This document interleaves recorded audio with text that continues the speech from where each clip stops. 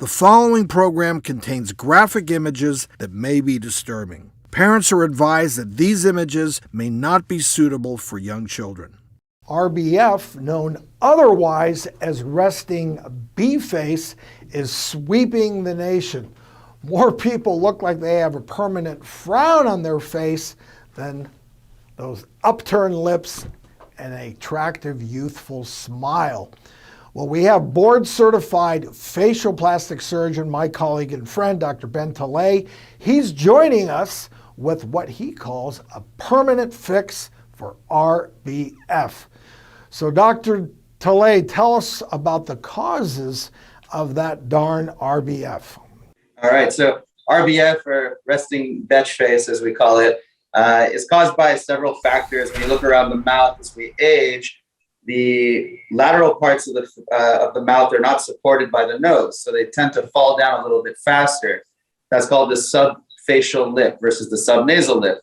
The thing that's pulling it down other than gravity is there are muscles down in the frowning area that pull the corner of the mouth down. Those are the RBF muscles. They're called the depressor muscles. And the more they pull down over time, the worse this gets. Now, people with really strong dentition, if they have really strong teeth pushing forward, or strain around the mouth because of asymmetries in the jaw or grinding and things like that, tend to have a stronger force than other people do, and they pull down at an accelerated pace. So they age a lot faster and they look angrier over time.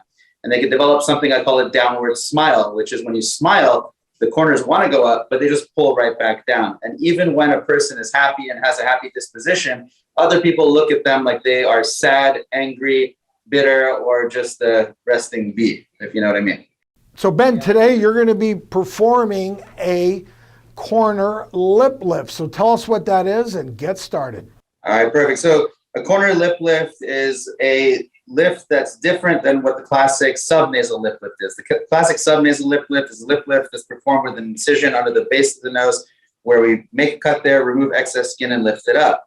When you do that, though, the sides are still anchored. So you have to do something called a separate corner lip lift. And the corner lip lift is really cool because no matter how much Botox you do down here to relax the contracture, how much filler you put, this lateral part of the lip is the frustrating part that you just can't lift. And I'm an injector, I'm a surgeon. That's the part that you cannot lift with filler. The central parts you can.